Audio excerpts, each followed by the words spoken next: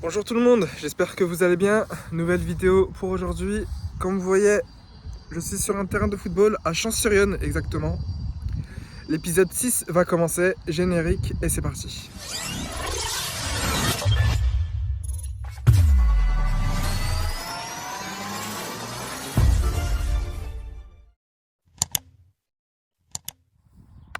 Bonjour messieurs. Bonjour. Aujourd'hui nous sommes à Champs-sur-Yonne avec deux entraîneurs. Je vous laisse vous présenter. Bonjour tout le monde, moi c'est Maël, je suis référent des U18 du FC Champs, ça fait 2 ans maintenant. Et mon collègue.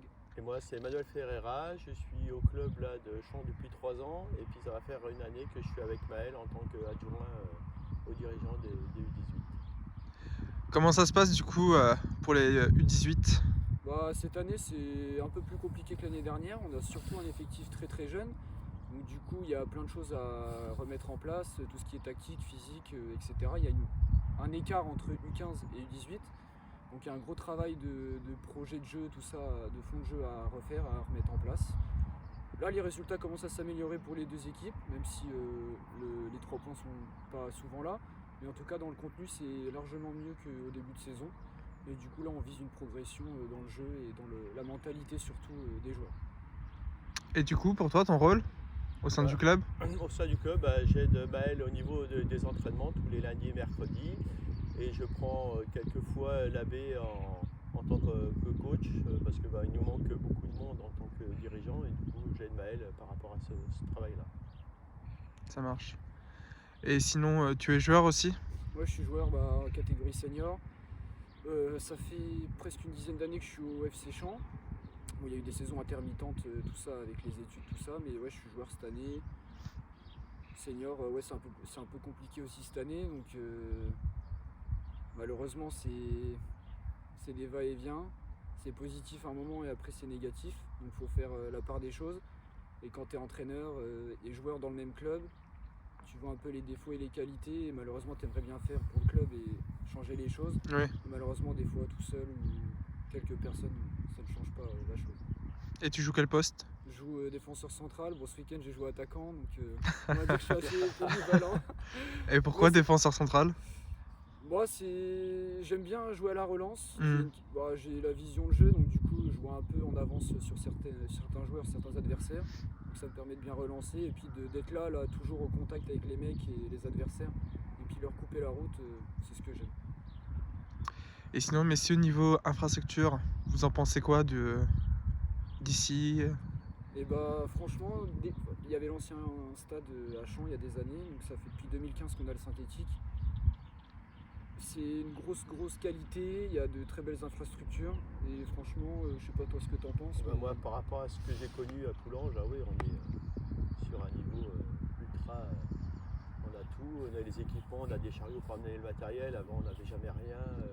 Et puis là je pense que ce qu'il faut voir c'est racheter quelques petites choses pour améliorer, surtout on avait parlé par rapport à nos gardiens, il faudrait du matériel, puis même pour les joueurs d'équipement on aurait besoin de matériel un petit peu plus. Mais on verra. En tout cas, une grosse qualité d'infrastructure, ça permet de développer aussi les jeunes dès le plus jeune âge, donc tout ce qui est le jeu, tout ça. Puis ça nous permet de jouer toute l'année, il n'y a pas de soucis d'impraticabilité, tout ça, donc franchement on n'a pas à se plaindre et on est heureux. Les objectifs à moyen terme, pour vous, ça serait quoi? Personnel ou Comme vous voulez. Au sein du club, hein, bien sûr. à moyen terme, moi j'ai toujours dit, et depuis l'année dernière que j'ai repris les U18, le but c'est de pérenniser ces joueurs-là et de les garder en senior et que ça soit vraiment les joueurs futurs du club. Là, cette année, on a réussi à en garder quand même 7, 8 sur 14 sur le groupe que j'avais. Je trouve que c'est déjà énorme parce que c'est compliqué avec les études. Ouais. Et cette année, avec le groupe que j'ai, j'aimerais bien aussi garder la plupart des dernières années en senior l'année prochaine. Et puis de se pérenniser le club en D1. Et pourquoi pas aller plus haut plus tard, mais pas maintenant en tout cas.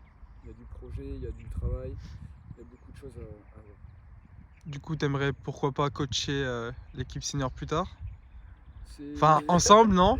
Vous deux? Pas beau, Pourquoi moi, pas? je serais trop vieux, mais après en aide, je pense que je pourrais aider. Parce que je pense que mon fils restera parce qu'il est bien dans le club. Là, depuis qu'on est là, ils sont un groupe de copains qu'on est venu de Coulanges où ils sont là depuis un moment et je pense que si le travail qui est fait avec Maël en entraînement, ils adorent. Et je pense que si on continue, je pense qu'ils seraient là, ils vont être là en groupe en senior. Après, par les études qui peuvent bloquer un petit peu, mais sinon je vois bien le groupe qu'on a là continuer en senior ici, ouais, c'est sûr. C'est une perspective après de prendre les seniors, pas sur le court terme, peut-être un peu plus tard, le temps de s'étoffer un peu et de prendre l'expérience, mais en tout cas si je peux avoir le groupe U18 que j'avais l'année dernière et cette année et l'avoir en senior, je pense que ça serait un beau projet.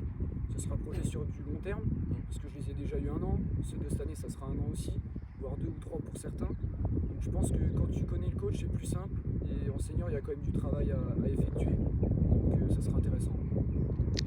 Bah merci messieurs. Merci. Là ce qu'on va faire c'est qu'on va visiter le club. Allez, on y va. Allez on vous suit, c'est parti. Du coup je profite pour poser une petite question. Là du coup nous sommes sur un synthétique. Qu'est-ce qui change du synthé à un terrain en herbe?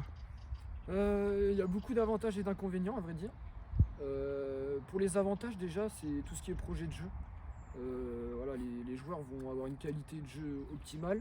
Voilà, pas de rebond, pas d'impraticabilité, tout ça, donc vraiment ça c'est très important. En avantage c'est qu'on joue aussi à toute période, comme je disais en début de vidéo. Voilà, il y a rarement de matchs annulés à part pour gel, mais j'ai jamais connu ça à Champ depuis que je suis ici, donc non, c'est constamment en compétition. En inconvénient, moi je le ressens, je pense que beaucoup le ressentent. Il y a les articulations, ça par contre les genoux, tout ça, ouais, c'est vachement compliqué. Et inconvénient aussi, c'est que de toute façon on va pas se le cacher, quand on se déplace chez un adversaire à terrain en herbe, et bah eux sont habitués à jouer sur de l'herbe, donc avec tout ce qui est bosselage, tout ça du terrain, avec les bosses. Et nous quand on se déplace, bah, c'est un peu plus compliqué parce qu'on n'est pas habitué. Donc du coup on perd un peu cette... Leur repère voilà, de les jeu, repères. la vitesse de jeu qu'on perd aussi, parce que des fois avec l'herbe ça ralentit le jeu et ils perdent l'habitude de ça. Donc avantage, inconvénient, voilà, il y a les deux. En tout cas moi personnellement, je me trouve plus joueur synthétique que joueur terrain en herbe, même si on adore les beaux terrains comme celui de Tonnerre qu'on a dans le coin. Un bel honneur, un beau terrain d'honneur en tout cas. Et quand tu tacles là-dessus, tu peux glisser jusqu'à 3-4 mètres et Ah ça oui. c'est plaisant. Ouais. Parce que quand tu tacles ici, bah, je peux te dire que le moment tu le sens passer avec la petite brûlure sur la fesse. Là, ouais. Mais en tout cas ouais ça change et non, moi perso j'apprécie. Ouais. L'été par contre c'est dur. L'été, La ouais. chaleur, on ressent beaucoup la chaleur avec le synthétique et des fois physiquement on voit qu'il s'épuise plus vite quoi, dans le jeu. Mais sinon c'est très très agréable. Ok merci. Du coup là, où sommes-nous? Clubhouse, la salle de convivialité. Voilà, il se passe donc il y a les petits frigos pour les catégories. Donc c'est souvent ici qu'on fait des petits temps pour après les entraînements, après les matchs aussi, on boit tous un petit coup, on parle, on échange. Ça nous arrive de faire des réunions, donc extra sportives ou en club, voilà, interclub. Il y a nos petits trophées. Bon, j'avoue que la plupart des coupes, je les connais pas parce que je suis assez jeune. Ouais. Mais voilà, il y a pas mal de trophées, des grosses coupes. Non, c'est sympa. Il y a la petite buvette derrière. C'est sympa. La petite banderole aussi que j'ai fait faire l'année dernière à la suite du stage sportif que j'ai mis en place l'année dernière. Là. On va essayer de refaire cette année aussi. Le but c'est de pérenniser ce type d'événement pour les jeunes. Un petit tableau blanc encadré cap pour les réunions, tout ça. Et puis voilà. Ok, ça marche. On passe au vestiaire? Allez, on y va. Toilette. Ici, premier petit vestiaire, le vestiaire arbitre. Voilà, l'arbitre réside lors des matchs. Donc on en a deux dans les infrastructures. Voilà. Donc ici, un premier vestiaire. Toujours avec tableau, une petite chaise, table aussi.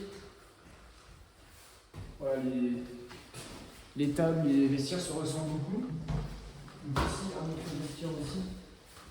Au total, on a 4 grands vestiaires. Voilà, on peut y aller, on peut passer par là. C'est grand, c'est spacieux, c'est bien. Ça va, c'est assez grand, on a quand même de la place, on peut mettre toutes nos affaires, porte-manteau, au-dessus les sacs, ou en bas. On a le passe-pain de ce côté-là, il y a le chauffage. La source occupée, on n'est pas là. Les douches, assez grandes aussi et spacieuses. Non, c'est bien. Un autre vestiaire, toujours à l'identique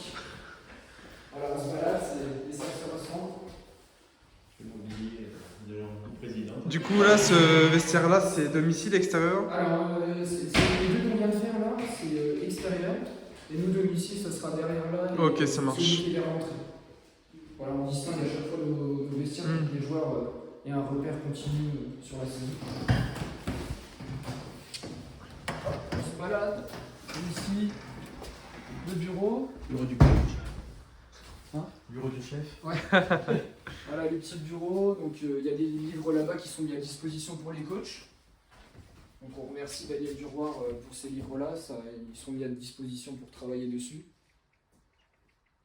Là c'était le tableau pour les présences-absences de l'époque. Tu pourras couper ici parce qu'il y a des noms qui... Ok, ça marche. Et voilà, donc c'est ici où on peut avoir des entretiens individuels avec les joueurs. Là, si ça va pas, on parle avec le joueur, voilà, on explique ce qui se passe mal et on règle les choses. Voilà, on peut... C'est un lieu quand même de réunion et d'échange, quoi. Ah, c'est bien.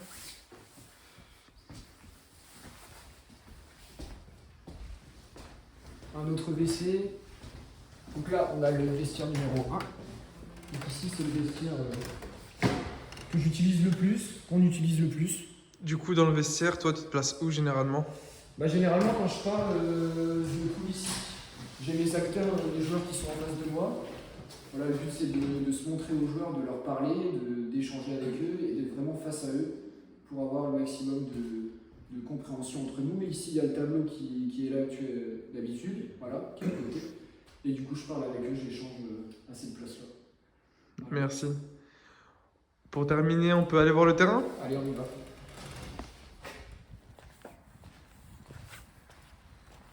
Donc, nous voilà sur le terrain. Très très grand terrain, assez large. Donc on a les terrains à 8 pour les U13 et pour les plus jeunes catégories. Et puis on a le terrain à 11 pour les seniors, les 18 et les 15. Donc voilà, en tout cas on est heureux parce que les filets ont été refaits par la mairie. Donc on les remercie aussi pour ce billet-là. Voilà, c'est important d'avoir des pare-ballons parce que quand il nous arrive que les ballons passent derrière tout là-bas, sur 15 on va en retrouver 5 et puis la moitié vont être crevés. On va être crevé avec plein d'épines là-bas. Bon. Voilà, donc c'est important quand même d'avoir des pare-ballons. On a un grand but amovible tout là-bas, donc on l'utilise pour les entraînements. Je sais pas si on le voit très bien, mais on l'utilise souvent pour les entraînements, tout ça, pour les gardiens aussi, pour travailler individuellement. Sinon les bancs là-bas aussi, les bancs de touche. Autour on a des panneaux publicitaires pour remercier Les sponsors? les sponsors. Voilà. Il y a des panneaux qui vont être faits dans pas longtemps, notamment Prodibat, que je remercie parce qu'il participe encore pour un sponsoring cette année avec des suites. Donc je le remercie, merci Benoît. Et voilà, donc il y a des panneaux qui vont se rajouter autour du grillage. Et du coup, toi, au niveau du banc, tu te places sur quel banc, le gauche ou le droit? C'est toujours celui de gauche que l'on voit là, à notre gauche, dans domicile. On a le délégué qui se trouve au milieu et puis on a le club de visiteurs qui se met à droite. Pareil pour toi? Oui. Ouais. Un banc de touche, un banc pour s'asseoir, mais c'est souvent que moi je finis tout le temps debout. Parce que je ne peux pas, j'arrive pas à rester assis, je suis constamment avec les joueurs. Je pense que Manu c'est pareil, c'est compliqué d'être assis. Ouais, même quand on est tous les deux, ouais.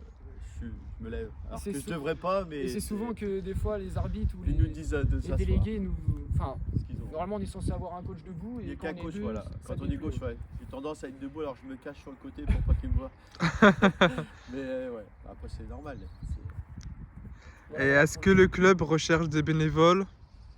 Et si façon, oui, dans quel domaine? Un club, une association, ça recherche en continu des bénévoles. Voilà, comme Manu le disait au début de vidéo, oui, on manque de certains bénévoles, hein, c'est pour les éducateurs. Les bénévoles surtout pour gérer tout ce qui est sportif et le projet sportif que je veux mettre en place avec les camarades. Donc voilà, ouais, on recherche des bénévoles. Après, on prend de tout. De toute façon, un bénévole, ça peut être trésorier et en même temps, ça peut être dirigeant d'une équipe. Voilà, on sait que dans les assos, c'est compliqué d'avoir beaucoup de bénévoles. Donc on n'est jamais en train de dire non, on passe ce poste-là. Voilà, on est toujours là à dire oui.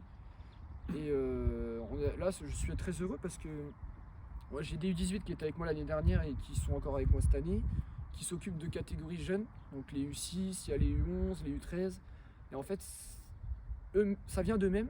Du coup, ils font les formations et en fait, ça montre qu'ils sont quand même intéressés par le coaching.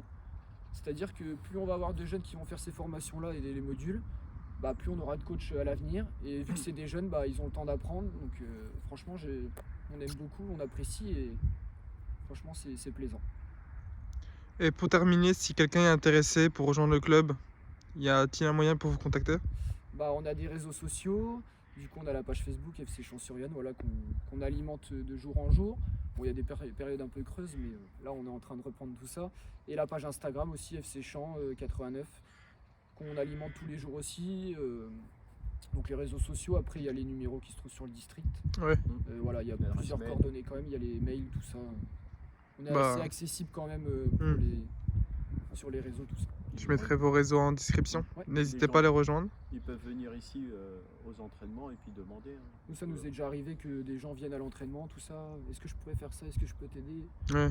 Et on aime bien ouais, que les gens viennent comme ça. Puis l'après-Covid, on va dire, c'est ça qui marque un peu le manque de bénévoles. Et on l'entend, de toute façon, on est tous pareils. Hein, on est bénévoles et on voit l'après-Covid, ça a fait mal. Et on est tout le temps là en train de rechercher tout ce qui est sponsor, tout ce qui est humain, bénévole, tout ça. Et ouais, c'est un gros travail à faire dans les structures associatives. Eh bien, merci beaucoup, messieurs. Merci beaucoup. Merci à toi. C'était vraiment très très intéressant. Puis bah moi je vous dis à bientôt. La vidéo touche à sa fin. Je remercie le club de Champs-sur-Yonne de m'avoir ouvert ses portes. N'oubliez pas de vous abonner à la chaîne si ce n'est pas fait. Puis bah moi je vous dis à bientôt pour une prochaine vidéo. Ciao.